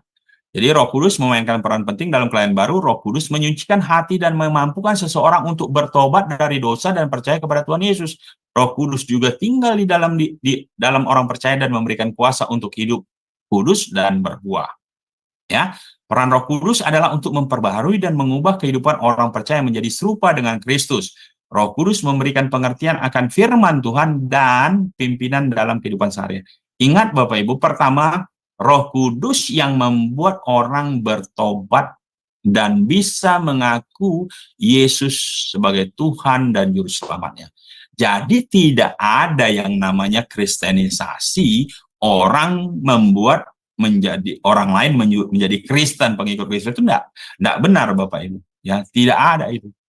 Di dalam kekristenan, orang menjadi pengikut Kristus bukan karena manusia, tapi karena Roh Kudus. Manusianya bagaimana? Ya, manusianya disuruh bersaksi saja. Saudara, sesuai Matius tadi, bersaksi tentang Injil, kabar baik, bersaksi tentang Tuhan Yesus dan sebagainya. Apakah dia percaya atau tidak percaya itu bukan kuasa kita. Roh Kudus. Makanya kalau ada kata kristenisasi itu tidak benar. Beda sama agama-agama. Kalau agama-agama lain mungkin bisa membuat orang pindah jadi agama dia. Tapi di dalam kekristenan tidak. Kita ini dipilih, Bapak Ibu. Kita ini bukan mau-mau kita menjadi pengikut Yesus. Kalau bukan karena kasih karunia, kemurahan Tuhan, kita nggak bisa. Orang jelas tadi kan kita budak setan, budak iblis. Kita tertutup, nggak bisa mengenal kebenaran. Tapi ketika kasih karunia itu, anugerah itu diberikan, ya iblis nggak bisa tahan, Bapak Ibu. Ya, nah, melahirkan Roh Kudus, lalu Roh Kudus juga yang akan memperbarui kita, dan Roh Kudus yang akan mengubah, yang akan menuntun kita menjalani kehidupan iman kita. Ya, jadi mengucap syukurlah kita yang mendapatkan kasih kemurahannya, kita dipilih, Bapak Ibu, ya. Mengucap syukur. Nah, contoh-contoh orang dalam Alkitab yang mengalami kelahiran baru, Nikodemus, ya, seperti yang tadi ya, Saulus menjadi Paulus, ya, perempuan Samaria. Ya, perempuan Samarian ini sebenarnya menggambarkan kita, ya Bapak Ibu, ya. Perempuan Samaria, seorang Samaria itu kan tidak termasuk sebenarnya orang-orang pilihan, ya. Nah, tetapi Tuhan memilih orang Samaria. Nah, Tuhan memilih orang Samaria, perempuan Samaria. Itu sebenarnya gambaran kita, Bapak Ibu. Kita ini bukan orang-orang bangsa Israel, orang-orang Yahudi, bukan. Ya, tetapi kita mendapat kasih kemurahan Tuhan. Tadi saya baru baca sebagian sih, belum banyak lah, tapi saya lagi baca ya. Ada buku dari John Piper ya, This Desire of God ya. Jadi dia bilang di dalam perempuan Samaria ini, itu kan nanti ceritanya tentang akan datang masanya penyembah-penyembah benar, yaitu orang-orang yang menyembah dalam roh dan kebenaran. Dari cerita singkatnya ternyata menggambarkan penyembahan itu, digambarkan oleh John Piper itu, penyembahan itu ada hubungannya, Bapak Ibu. Satu dengan perzinahan, orang berzina, ini contohnya orang Samaria. Lalu orang yang lapar, kelaparan. Lalu ada membicarakan tentang rasis, ras. Dan ketiga hal ini kan ada di cerita di perempuan Samaria kan. Yang didatangi Yesus adalah orang yang berzina. Kedua, ada lapar, haus. Ya, ada lapar dan haus di situ. Yang ketiga juga ada berbicara tentang sara, ras. Ya. Kenapa? Karena rasnya itu orang Samaria. Orang yang tidak bergaul, orang Yahudi tidak bergaul dengan itu. Nanti suatu saat akan saya sharing, Pak. Jadi bagaimana sebenarnya penyembahan? Penyembahan itu berbicara tentang apa sih? Nah, ini menarik sekali ya. Tapi intinya ya kalau kita bersyukurlah bahwa kita ini sebenarnya tadinya bukanlah termasuk orang-orang yang mendapatkan kabar baik itu. Walaupun dalam rencana Allah kekekalan sudah pasti iya ya. Nah, kesimpulan terakhir dari hasil kesimpulan dari hasil dari hidup baru. Yang pertama, kelahiran baru dalam Kristus merupakan titik awal bagi orang percaya untuk memulai kehidupan yang baru dan penuh makna dalam Kristus, yang memungkinkan manusia itu memiliki kembali hubungan dengan Allah seperti sedia kala seperti di Taman Eden. Jadi kelahiran baru itu memulihkan hubungan awal, Bapak Ibu. Jadi kalau kita lahir baru, hubungan kita dengan Allah itu dipulihkan seperti bagaimana keadaan Adam di Taman Eden. Itulah yang terjadi. Ya. Setelah kelahiran baru, manusia diberi kuasa untuk melawan dosa dan keinginan dunia yang membawa kepada kematian, dan sebaliknya kerinduannya selalu melakukan kehendak Allah, yaitu kebenaran dan kebaikan. Jadi orang yang sudah lahir baru, kerinduannya itu melakukan kehendak Allah. Apa itu? Kebaikan dan kebenaran, Bapak Ibu. Jadi bukan kebaikan dan kebenaran untuk lahir baru, bukan. Dampak dari lahir baru bertobat, ciptaan baru ya rindu melakukan kehendak Allah, yaitu kebaikan dan kebenaran. Setelah menerima Yesus Kristus sebagai Tuhan dan Juru Selamat, mereka menjadi ciptaan baru, terbebas dari belenggu dosa dan memperoleh hidup yang kekal. Puji Tuhan, kita yang sudah lahir baru dibebaskan dari belenggu dosa dan punya hidup yang kekal. Wow, ini luar biasa Bapak Ibu ya. Bersyukur kita pasti punya hidup kekal. Bukan mudah-mudahan. Karena di dalam Yesus ada kepastian. Pertanyaannya kan begini, kenapa kok pasti? Kan itu pertanyaan Bapak Ibu. Sombong sekali.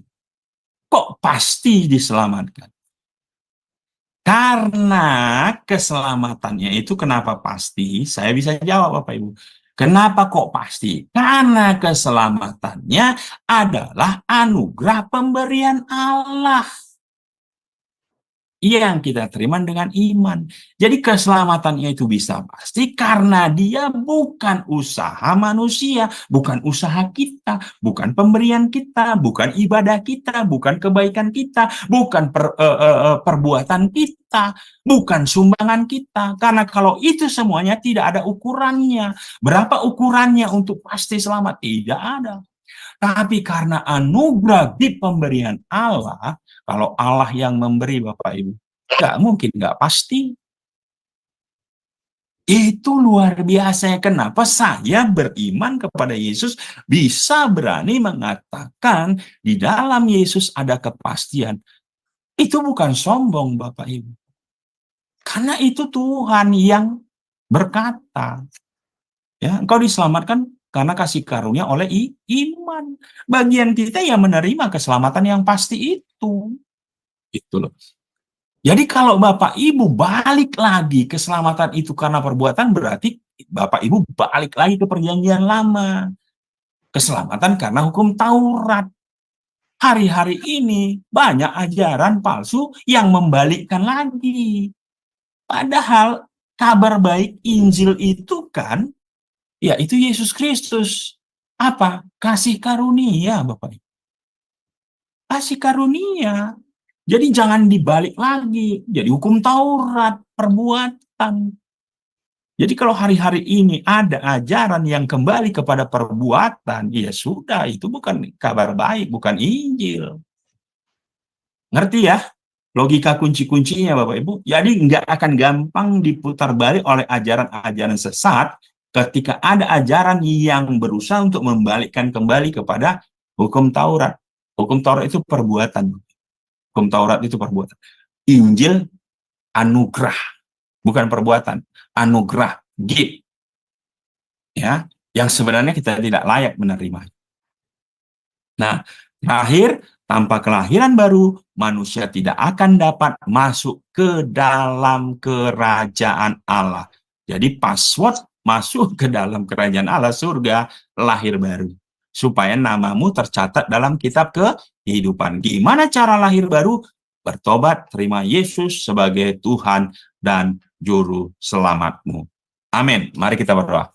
Bapak, terima kasih Tuhan untuk 1 jam lebih beberapa menit untuk pengajaran kami pada malam ini. Terima kasih Tuhan meteraikan kebenaran firman-Mu, pengajaran pada kali ini Tuhan, sehingga kami boleh memahami sungguh luar biasa anugerah keselamatan yang Kau berikan kepada kami, bahkan untuk kelahiran baru yang pernah kami alami, semuanya karena kasih kemurahan-Mu. Berarti setiap kami yang ada di room Tuhan, meteraikan agar kami mengerti dan kami hidup di dalamnya, dan iman kami bertumbuh, pengenalan kami bertumbuh, sehingga kami mengerti bahwa keselamatan itu hanya karena kasih karunia Allah yang diterima oleh iman.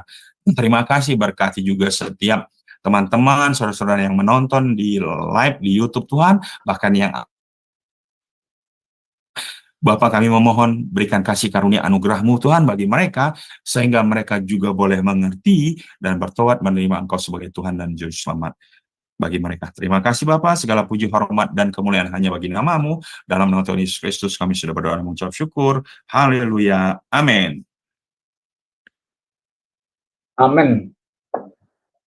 Baik, Pak Jugensu, terima kasih atas pemaparannya malam ini yang sangat memberkati dan juga sudah jelas.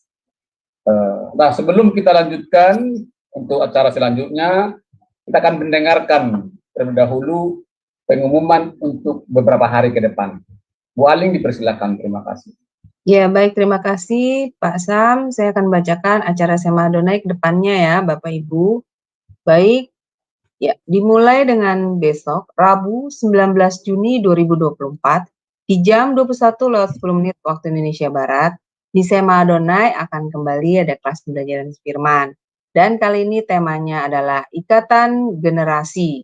Dan yang menjadi narasumbernya seperti biasa, Ibu Pendeta Dr. Suryani Watimena MTH, dan moderatornya adalah Ibu Christine. Selanjutnya, di hari Kamis, yaitu di tanggal 20 Juni 2024, di jam 21:10 waktu Indonesia Barat, di Sema Adonai akan kembali ada kelas pembelajaran firman ya Bapak Ibu. Dan kali ini kita akan belajar tentang materi konseling. Dan temanya adalah cemburu. Dan ini adalah sesi pertama ya. Dan yang menjadi narasumbernya seperti biasa adalah Ibu Evangelis Desi Tansil MTH, dan moderatornya adalah Ibu Aling, saya sendiri.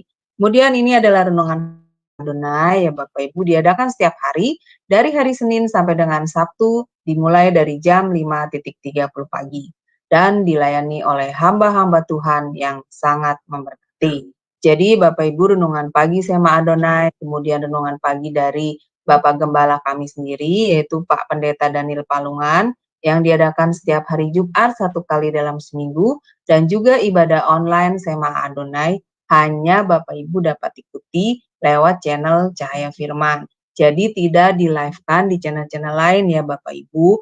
Oleh karena itu bagi Bapak Ibu yang belum mensubscribe channel baru kami, channel Cahaya Firman, tolong subscribe channel YouTube baru kami, sehingga Bapak Ibu bisa mengikuti keseluruhan acara-acara Sema Adonai, terutama yang tidak di-live-kan di lewat channel-channel lain ya. Dan tolong bantu share Bapak Ibu kepada yang lain, sehingga semakin banyak orang yang juga bisa mengikuti keseluruhan acara-acara Sema Adonai lewat channel Cahaya Firman.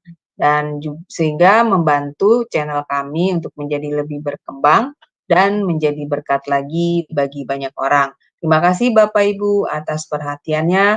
Tuhan berkati. Saya kembalikan kepada Pak Sam sebagai moderator. Silakan Pak. Ya, terima kasih Bu Aling pengumuman yang sudah dibacakan. Baik Bapak Ibu, karena waktu kita sudah hampir mepet, mungkin ada pertanyaan satu orang aja ya. Dan selanjutnya bisa pertanyaan kalau masih ada waktu Pastor Nuginsu setelah live ini selesai. Ada yang mau bertanya dipersilakan. Kalau kurang jelas saya rasa bisa ditonton ulang di YouTube karena pelajaran pada malam hari ini sudah sangat jelas dan sangat memberkati. Mungkin yang saya sedikit Pak tadi sebelum ada bertanya ya. Ada di awal pemaparannya Pak tadi itu orang yang tidak diterangi Roh Kudus pemahamannya salah, sesat, berarti mereka itu tidak mengerti firman Tuhan. Begitu tadi Pak ya. Jadi yang saya tanyakan ini mungkin kadang-kadang yang memberitakan firman Tuhan itu kan ada juga menurut saya itu ada yang kurang pas. Apa dia tidak diterangi Roh Kudus apa gimana Pak? Iya, jadi begini Pak Sam, maksudnya itu orang yang belum lahir baru tidak diterangi Roh Kudus. Kenapa? Karena memang Roh Kudus tidak ada dalam dirinya. Oke? Nah, orang yang sudah lahir baru yang menjelaskan tentang firman Tuhan, ya, bisa jadi bahkan sangat mungkin tidak tepat, tapi bukan sesat, ya. Karena begini, arti firman Tuhan, ayat firman Tuhan itu Pak, itu hanya satu artinya Pak ya, artinya itu hanya satu, nggak bisa dia bias, 2, 3 nggak bisa. Nah, siapa yang bisa mengerti arti yang satu itu? Ya Allah sendiri. Oke? Nah, ketika kita membaca firman Tuhan, kita berdoa mohon kepada Roh Kudus supaya kita diberi iluminasi pencerahan, penerangan. Nah, kadar orang memahami, diterangi, mengerti, itu pasti berbeda-beda, Pak. Sesuai dengan bagaimana dia intim dekat dengan Allah Roh Kudus, ya. Bahkan implikasinya, kalau saya lebih lebih gampang ini, implikasinya itu berbeda-beda setiap orang, Pak. Ya, contoh, karena begitu besar kasih Allah akan dunia ini sehingga ia mengaruniakan anaknya yang tunggal supaya setiap orang yang percaya kepadanya tidak binasa melainkan beroleh hidup yang kekal. Kan hampir bisa kita pastikan artinya orang yang percaya kepada Tuhan Yesus akan diselamatkan kan, Pak? Itu inti pengertiannya kan. Tapi impact-nya bagi setiap orang itu bisa beda, Pak. Implikasinya itu bisa beda. Sehingga ketika orang menerangkannya, maksudnya orang yang percaya kepada Tuhan Yesus akan diselamatkan itu bisa view-nya berbeda-beda, Pak. Nah, orang yang baru lahir baru bisa jadi ketika dia menerangkan ayat itu, pemahamannya sejauh impact yang dia terima, Pak. Ya, tapi nanti ketika dia belajar terus, diterangi oleh Roh Kudus, banyak baca literatur, komentari dan sebagainya, lebih lagi. Nah, dia ikut pengajaran lagi, lebih lagi, Pak, lebih lagi. Nah, itu. Tapi saya percaya dia tidak akan sesat. Kenapa? Roh Kudus tidak akan membiarkan orang itu sesat, Pak. Tetapi pemahamannya, nah ini kadar pemahamannya beda-beda. Ya, contoh, Pak, ya. Ada kan pengkhotbah luar biasa. Ya, bahkan sudah kaliber lah ini, karena dia gembala sidang. Saya nggak usah sebut gerejanya, tapi dia gereja terkenal, Pak, di Indonesia. Kalau sekali ibadah itu, waduh, banyak. Berapa sesi. Tapi ketika dia menjelaskan tentang Tritunggal, Pak, dia menjelaskan Tritunggal itu sabelian. Bahaya nggak, Pak? Bapak dengar itu, videonya baru-baru ini dibahas itu. Itu gembala sidang besar di Jakarta, bro, itu yang besar sekali, Pak. Menjelaskan Tritunggal itu sabelian, Pak. Benar. Itu Tritunggal. Tiga pribadi Allah yang Esa. Tetapi menjelaskannya pakai sabelian. Sabelian itu kan bidat, Pak. Nah, dia mendekati kepada satu, ya Allah Bapa itu ya Tuhan Yesus, Roh Kudus itu Tuhan Yesus. Nah, itulah artinya kenapa kita itu butuh kerendahan hati, belajar, terus minta tuntunan Roh Kudus. Ya, saya percaya nanti dia akan memahami terus. Kita doakan gitu, kita doakan. Kita doakan. Gitu, Pak Sam. Ya, terima kasih penjelasannya sangat jelas. Ada lagi yang bertanya, Ibu Aling masih ada kesempatan. Silakan Bu Aling, dipersilakan. Ya, baik, terima kasih Pak Sam. Ya, shalom, selamat malam Pak Juginsu. Ya, salam Mbak Aling. Luar biasa ya Pak pengajaran malam ini. Dan tadi kan diangkat tentang pendeta yang terkenal ya Pak, yang bahwa dia itu mempunyai pemahaman yang salah tentang Allah Tritunggal. Nah, apakah itu menandakan dia itu belum lahir baru ya Pak? Seperti itu. Saya tidak berani mengatakan dia belum lahir baru. Karena begini, Bu. Mbak Aling, di Indonesia ini kan, ya bukan di Indonesia lah, di dunia. Kita ini kan denominasi banyak ya. Nah, pengajaran doktrin bisa berbeda karena sekolahnya pula, seminarinya, sekolah teologinya, institut teologinya dan sebagainya itu berbeda-beda. Pengajarannya beda. Karena beliau bilang begitu. Saya beberapa tahun dulu ketika ikut seminari S1, S2, bahkan magisternya, punya pemahaman seperti ini. Nah, itu dia yang disampaikan. Artinya apa? Dia kan memang hasil produk dari belajar, produk dari kuliah. Artinya sudah ada belajar gitu, bukan semata-mata karena belajar mandiri. Enggak. Kalau belajar mandiri bisa saja orang salah kan. Nah, tapi nggak apa-apa, Bu, karena begini. Membuat contoh Tritunggal itu memang susah dan tidak ada contoh analogi yang tepat. Nggak ada, karena kita bicara Tuhan ya. Tapi orang untuk menggambarkan secara antropomorfisme, bicara bahasa manusia supaya bisa dipahami, mereka mengambil contoh. Nah, contoh dulu ya, saya tidak mengatakan gembala ini saja. Pada umumnya gereja-gereja mainstream, termasuk saya dulu, ya, pemahaman saya memang begitu. Mengambil contoh itu apa? Ya, pohon pisang, anak pisang, daun pisang, ya telur, ini, matahari, ini, bapak RT, bos di kantor, bapak di rumah, kayak begitu kan? Karena memang diajarkan begitu, gitu loh. Nah, jadi bukan masalah dia apakah lahir baru atau tidak, bukan.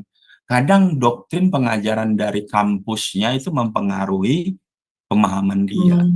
Tapi saya percaya nanti sembari ke depan terus, ya kasih kemurahan Tuhan itu, saya percaya, apalagi ini udah jemaat besar, gembala besar, ya kalau dia ada kerendahan hati, nanti dia akan berubah.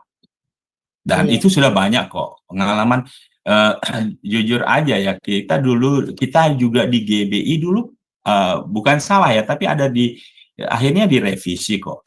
Contoh begini, dulu ada dikatakan begini, waktu baptis ya, baptis itu kan ada dalam nama Bapa, Anak, Putra, Roh Kudus, dalam, saya agak lupa dalam atau yaitu Tuhan Yesus Kristus. Itu kan nggak pas kan? Nggak pas. Nah, akhirnya diperbaiki, dan itu sudah waktu itu ada juga dikomentari oleh Pak siapa ya?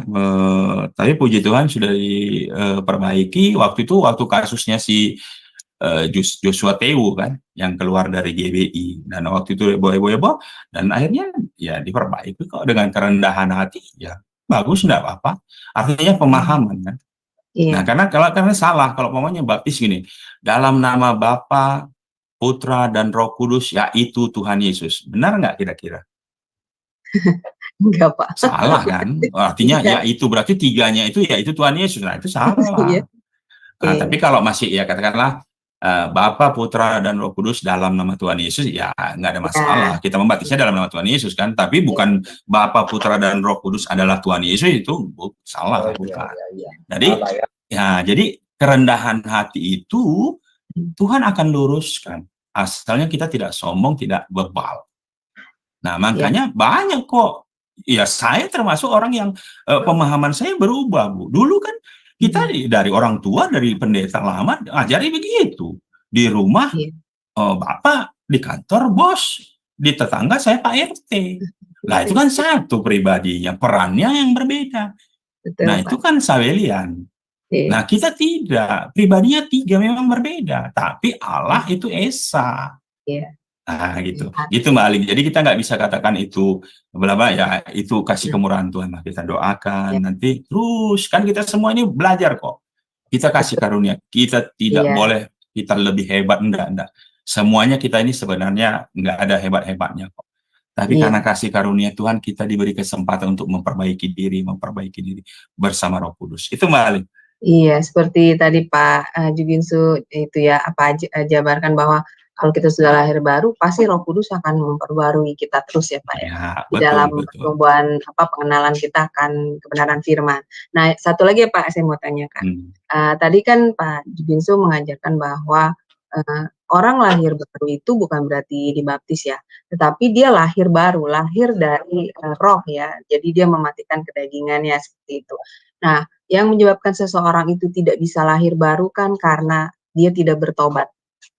Benar ya, Pastor, dia tidak bertobat, dan dia sehingga tidak bisa mendapatkan maksudnya pencerahan dari Roh Kudus ketika dia belajar firman. Berarti dia masih hidup di dalam dosa, seperti itu ya, Pastor ya kan. Nah, berarti yang di terakhir ini nih Pastor, kan ada peran Roh Kudus dalam kelahiran baru. Artinya Roh Kudus ini baru bisa memerankan perannya itu ketika orang itu sudah lahir baru. Seperti itu ya, Pastor?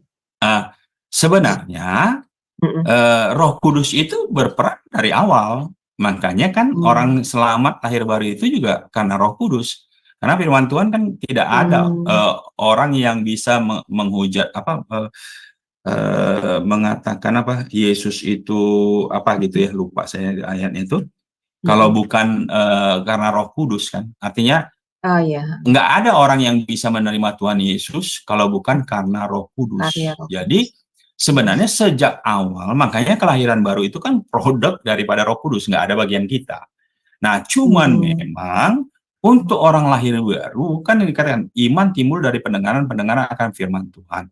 Nah, firman itu Bu, ketika ditabur, nah ujung-ujungnya sebenarnya kasih kemurahan Tuhan juga. Kalau orang itu tidak menerima firman, ya dia tidak bisa lahir baru. Iya kan? Iman timbul dari pendengaran akan firman Tuhan. Imannya saja itu pemberian Roh Kudus sebenarnya. Nah, cuman orang itu mengeraskan hati apa tidak? Kan Wahyu bilang, aku berdiri di muka pintu. Aku mengetuk. Jika ada orang yang mendengar dan membukakan pintu, maka aku akan masuk. Nah, sama ketika firman ditabur oleh kita yang bersaksi, menginjil dan sebagainya, ditabur, kan udah ini. Nah, sebenarnya benih iman itu diberikan, tapi dia percaya apa tidak ya kembali kepada manusianya. Walaupun untuk hal ini ada beberapa pengajaran. Ada yang mengatakan bahwa ya orang itu menerima itu memang karena Tuhan gitu loh, dia itu dipilih gitu loh. Nah itu ada pengajaran, tapi saya nggak masuk ke situ ya, saya nggak masuk itu. Biarlah itu pengajaran berbeda. Nanti Bapak Ibu silahkan pelajari lagi. Kalau saya memang yang saya ajarkan adalah semuanya memang karena kasih karunia Tuhan. Ya, dalam kemahatauan Tuhan, Tuhan tahu sebenarnya siapa yang bakalan menolak, siapa bakalan menerima dalam kemahatauan Tuhan. Kan Tuhan itu sebenarnya dari awal sampai akhir, dari ujung kan kekekalan Tuhan tahu. Siapa yang bakalan bertobat, siapa yang enggak, siapa yang bakalan menerima, siapa yang enggak, Tuhan tahu. Nah, tapi di dalam pengajaran monggo silakan Bapak Ibu pelajari, kan udah banyak ini, udah ribuan belajar ya, sudah bisa memahami, sudah bisa mengimani, silakan, enggak ada masalah. Nah, tapi intinya orang yang tidak menerima Tuhan Yesus, Roh Kudus tidak ada dalam dirinya. Sedangkan untuk mengerti firman, karena firman ini suara hati Tuhan, ya siapa yang tahu suara hati saya? Ya saya sama Tuhan. Siapa yang tahu suara hati Tuhan? Ya roh Tuhan, Roh Kudus. Maka karena orang itu tidak punya Roh Kudus, ya nggak bisa dia memahami firman Tuhan. Lagi mana mau memahami firman Tuhan? Dia budak. Budak iblis. Iblis berusaha untuk menutupi. Itu bagi orang yang belum percaya ya Pastor. Iya, makanya ketika Tuhan Yesus disalib, tirai itu terkoyak. Tidak ada lagi pembatas antara manusia dengan Bapa. Kenapa? Karena Yesus yang memperdamaikan. Tapi bagaimana Yesus memperdamaikan kalau kita terima Yesus? Kalau tidak ada Yesus, tirai itu masih tertutup, Mbak Aling. Iya, betul. Kita ini nggak bisa datang kepada Tuhan. Musuh. Lah musuh gimana cara memahami lawan? Nggak bisa lah. Gimana cara memahami Allah? Musuh? Nggak bisa. Memahami kan kalau kita dekat. Tadi kan, bagaimana mengasihi Allah kalau kita mengenal Allah? Bagaimana mengenal Allah kalau kita baca firman? Iya kan? Bagaimana kita memahami firman? Ya kalau kita diterangi Roh Kudus. Kan ada urut-urutannya. Jadi makanya jangan heran kalau orang yang berani menjelaskan firman tapi dia belum lahir baru percaya Yesus, ya saya katakan itu hanya epistemai. Mengenal karena pengetahuan. Iya, betul. Mengenal karena pengetahuan, Allah tidak mengenal. Ya. Perlu mengenal Allah, tapi jauh lebih penting Allah kenal kita. Ya, iya, lahir baru dengan lahir baru ya, Pak. Ya, lahir baru. Nah, nah Pastor, ini mengenai yang firman itu, ya kan tadi Pastor bilang di Wahyu bahwa Allah mengetuk, apakah ada yang membukakan pintu. Dan juga termasuk ini ya Pastor, di mana ya, firman itu jatuhnya ke 4 jenis tanah itu ya Pastor. Seperti itu juga ya. Nah, itu kan pertumbuhan iman, ya. Jadi begini, ya memang termasuk juga orang yang tidak percaya, ketika firman ditabur, ya nggak akan bisa, hilang-hilang saja. Nah, Iya. tapi orang yang sudah lahir baru, Hmm. ya, memang bisa jadi juga iman itu, benih itu ditabur, dia tumbuh tapi ilalang. Ini kan penderitaan hidup, ya kan? Godaan dunia, ya kan, itu kan kita hadapi. Nah, masalahnya kita menang nggak kan gitu. Tapi saya percaya bersama Yesus kita akan menang. Nah, tapi Tuhan kan mau kualitasnya sebenarnya seperti tanah yang gembur. Artinya penerimaan kita sebenarnya. Penerimaan kita terhadap kebenaran firman itu harus punya passion, semangat, haus, rindu untuk menerima firman. Supaya firman itu bertumbuh dengan baik. Tetapi apakah firman yang tumbuhnya, bibit yang tumbuh di semak ilalang itu tidak ada? Ya ada. Ya ada. Kenapa ya? Kehidupan dunia ini kan juga punya peran ya. Makanya ya kita juga hidup di situ. Makanya tadi kan keinginan daging, keinginan mata, keangkuhan hidup. Itu menggoda. Nah, itu yang kita hadapi. Ya, makanya banyak orang juga yang akhirnya murtad. Iya. Ya, belakangi Yesus, jual Yesus, dan sebagainya. Walaupun kata jual nggak pas ya, karena nggak ada orang yang bisa jual Yesus. Nah, Pastor, satu lagi Pastor, orang yang sudah lahir baru tidak mungkin murtad kan Pastor? Tidak akan. Kalau dia benar-benar sungguh-sungguh lahir baru, iya. perkenanan Tuhan, saya punya iman tidak. Iya, saya juga punya iman tidak, Pastor. Tapi Karena dia kalau sudah mengenal. ada orang yang mengaku-ngaku lahir baru, kita kan nggak tahu apakah orang itu benar lahir baru apa tidak, kita tidak tahu. Ya, hanya dia sama Tuhan lah yang tahu. Ya, kalau kita nggak bisa memastikan dia benar lahir baru apa nggak bisa. Hanya saja kira-kira saja. Tanda-tandanya seperti tadi, oh dia percaya Tuhan Yesus, ada perubahan hati, ada perubahan perilaku, semakin mengasihi, rohaninya bertumbuh, itu ciri-cirinya. Tapi apakah benar-benar dia lahir baru apa tidak, kita tidak tahu. Tapi saya punya iman, orang yang sungguh-sungguh benar lahir baru, Tuhan pasti jaga. Dan Tuhan tidak akan biarkan dia murtad. Kenapa? Karena pekerjaan Tuhan tidak mungkin gagal lah. Masa pekerjaan Tuhan gagal?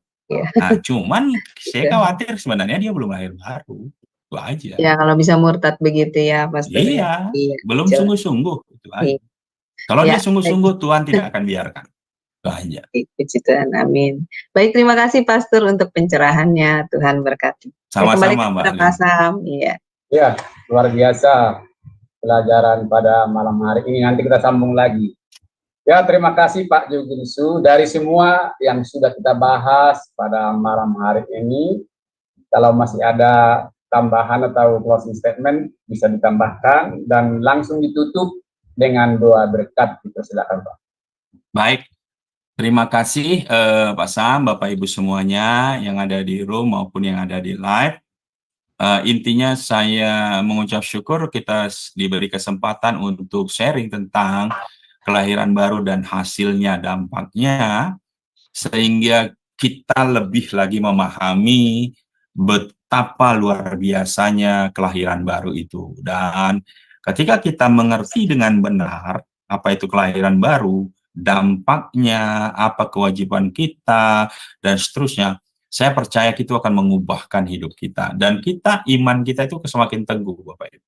Ya, tidak mudah diombang-ambingkan oleh pengajaran-pengajaran yang hari ini memang luar biasa bisa mengganggu ya. Nah, jadi pertama kunci syarat satu-satunya untuk bisa melihat kerajaan Allah masuk surga itu engkau harus lahir baru. Karena dengan lahir baru namamu tercatat dalam kitab kehidupan, sehingga ketika nanti pengadilan tahta putih terakhir engkau termasuk orang yang namanya terdapat dalam kitab kehidupan. Makanya engkau masuk surga. Nama yang tidak terdapat dalam kitab kehidupan masuk neraka. Pertanyaannya, bagaimana caranya engkau dilahirkan kembali atau lahir baru? Bertobat, terima Tuhan Yesus Kristus. Itu satu-satunya cara. Ya, karena Yohanes 3:16 ya, orang yang percaya kepada Yesus diselamatkan. Kisah 4:12, hanya nama Yesus yang menyelamatkan. Semua ujung-ujungnya ya kepada Yesus. Maka ketika engkau percaya bertobat kepada Yesus, engkau lahir baru. Namamu tercatat dalam kitab kehidupan. Ketika engkau sudah lahir baru, maka hidupmu akan diubah. maka engkau harus berbuat baik, harus berbuat benar, harus hidup seperti bagaimana Yesus.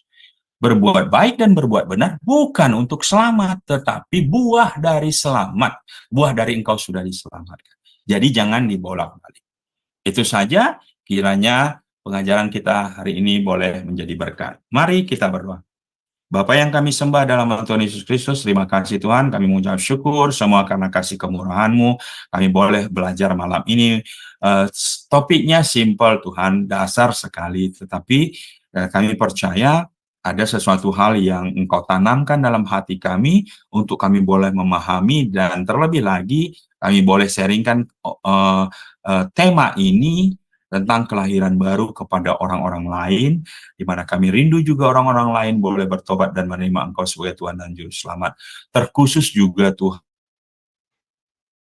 ini menjadi tema sentral untuk kami boleh memberitakannya, menyampaikan kepada anak-anak kami, keturunan kami, keluarga besar kami, sehingga mereka juga boleh diselamatkan. Berkati setiap kami yang ada di room Tuhan, berkati pekerjaan anak-anak-Mu, pelayanan anak-anak-Mu, usaha anak-anak-Mu Tuhan. Berkati juga keluarga-keluarga besar mereka, anak-anak mereka, berkati Bapak. Terima kasih apa yang menjadi pergumulan mereka hari-hari ini, Engkau menjadi jawabannya Tuhan. Hamba-Mu berdoa bagi saudara-saudara kami yang tidak hadir Tuhan, kami serahkan keberadaan mereka tetap di dalam kasih karunia anugerah-Mu. Yang sakit Engkau sembuhkan Bapa, yang berbeban berat Engkau angkat bebannya, yang terikat Engkau lepaskan keterikatannya Tuhan. Tolong mereka Tuhan, tolong sehingga boleh bersama-sama dengan kami di hari-hari ke depan. Kami juga berdoa untuk saudara-saudara kami yang menonton di live saat ini maupun yang akan menonton konten ini hari-hari ke depan. Kasih karunia kemurahan-Mu Tuhan, anugerah-Mu juga kami mohon turun atas mereka, sehingga ada penerimaan pertobatan bagi mereka, dan mereka mengaku Engkau sebagai Tuhan dan Juru Selamat bagi kehidupan mereka. Terima kasih Bapak, kalau sebentar kami akan berpisah Tuhan, kiranya Engkau yang menyertai kami, kalau kami akan istirahat atau beraktivitas selanjutnya. Terima kasih Bapak, segala puji hormat dan kemuliaan hanya bagi nama-Mu. Dalam nama Tuhan Yesus Kristus kami sudah berdoa dan mengucap syukur. Mari kita angkat kedua tangan kita arahkan hati dan pikiran kita kepada Allah, sumber dari segala berkat. Kekasih Tuhan, terimalah berkat kasih karunia yang berlimpah-limpah dari Allah Bapa melalui putranya Tuhan Yesus Kristus, dan persekutuan yang manis bersama Roh Kudus. Itulah yang memberkati kita mulai saat ini sampai Maranatha. Tuhan Yesus datang kali kedua, bahkan sampai selama-lamanya. Dan setiap kita yang diberkati Tuhan, sama-sama kita katakan, amin. Amin. Baik Pak Jubinsu, terima kasih pembelajaran firman pada malam hari ini. Kiranya menjadi berkat bagi kami semua yang mendengarkan di kelas Zoom maupun di live streaming, baik nanti yang menonton di siaran ulang. Terima kasih juga Bapak Ibu yang dikasihi Tuhan. Sampai di sini pembelajaran firman pada malam hari ini. Sampai jumpa di hari yang akan datang. Selamat malam, Tuhan Yesus memberkati. Salam.